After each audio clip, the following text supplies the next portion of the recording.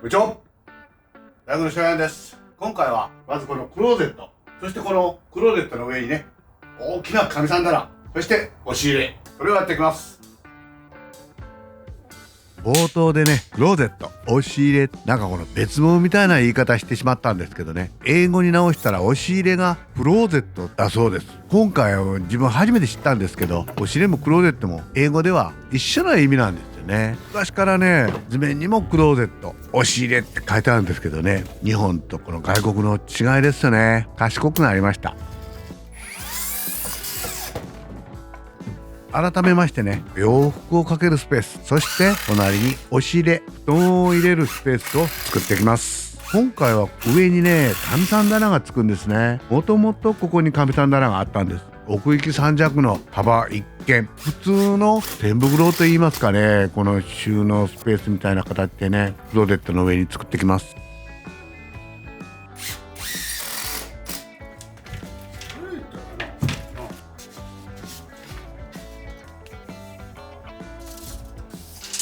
クローゼットも押し入れも基本杉板張りで作ってきます。押し入れ言うたらね、もう昔は全部ベニヤ仕上がりでしたね。これも3ミリないんですよね。ベニヤって昔はホルマリン、防虫剤が強かったよね。でこれがやっぱしこの体に良くない。それで今度は押し入れボードって出たんですよね。石膏ボードの表面にちょっと木目調な感じでね、化粧の紙を貼ったったよね。その他に台湾の霧を集成剤にして湿気は吸ってくれるんですけどね、汚れも吸うんですよね。湿気は吐いても汚れは吐かないんですよね。10年経つともうこの壁が真っ黒になりましたね。その後にチレをもうちょっと綺麗にするっていうのは部屋と一緒で石膏ボード貼ってクローズ仕上がりにしたんですね。もう見た目は綺麗ですよ。今度は湿気は絶対吸わないということですね。この衣類がカビる。でやっぱしこの最後に来たのが無垢の杉板ですよね。材料的にも杉板は安いですしね。杉板はやはり収納関係に一番いい材質じゃないですか。そう思いますけどね。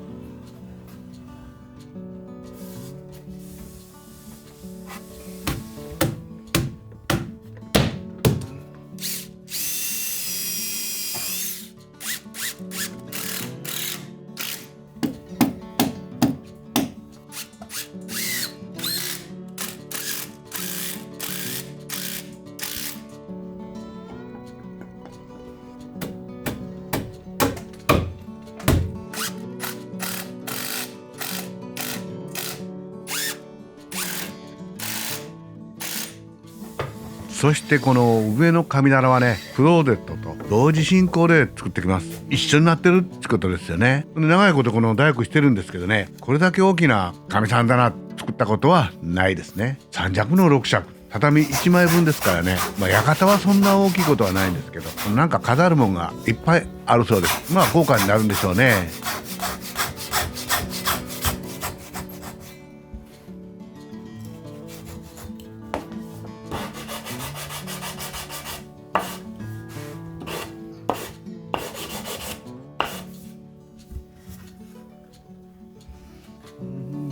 かみさん棚の正面だけはね、ヒノキの材料でね通してあります。奥の方は杉板貼るんですけどね。でこれを留めるフィニッシュなんですけどね、これ40年から経っとるフィニッシュがね、この間ついにもうダメになりましてね、もう修理も期間も宣告されましてね、しょうがないんでちょっとお安めのフィニッシュ買いました。フィニッシュってバンバン使うのでね、年間使う時間にしたら1時間使えますかね。この先3年5年使ってもね、10時間使わんってことやね。ってことはとびきり立派なドン買わんでもね、これでもう十分やと思います。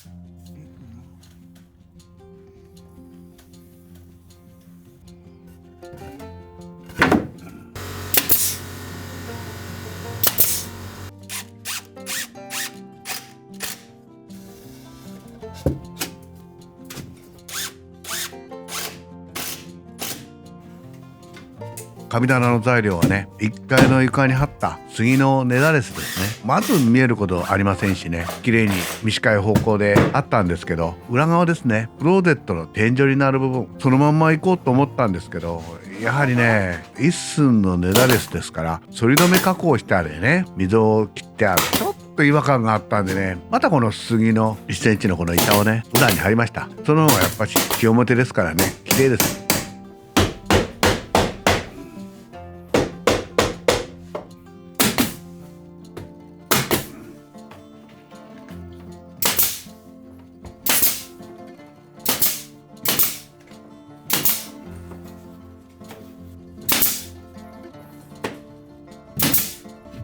そしてこの神さん棚の天井、壁はね、漆喰を塗ってもらいます。ですからボード貼ってね、部屋と同じように仕上げます。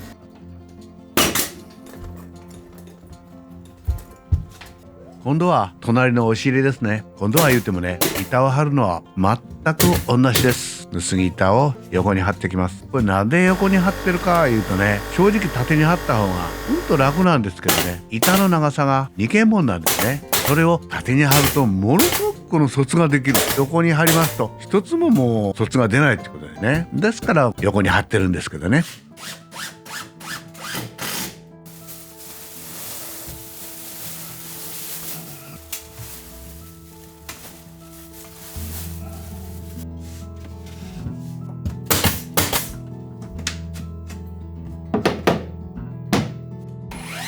今度は布団がメインですからね、下から850ぐらいで集団大きな棚を作ってね、そしてその上には枕棚、奥行きの半分の棚を作ります。もう枕棚っていうよりね、枕程度しか乗りません。正直枕は乗せませんけどね、箱物などを乗せてもらいます。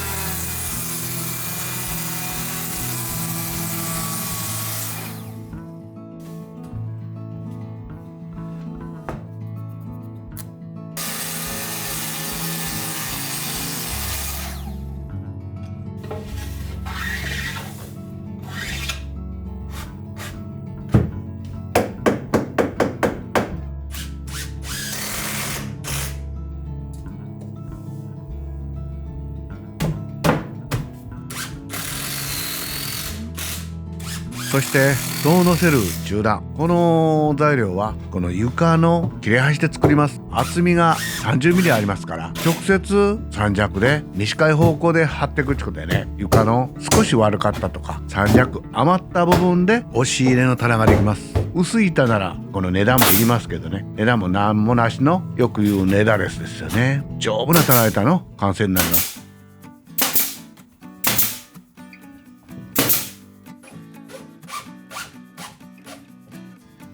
そして最後に洋服掛けのパイプをつけます。これで押し入れクローゼットの完成ですね。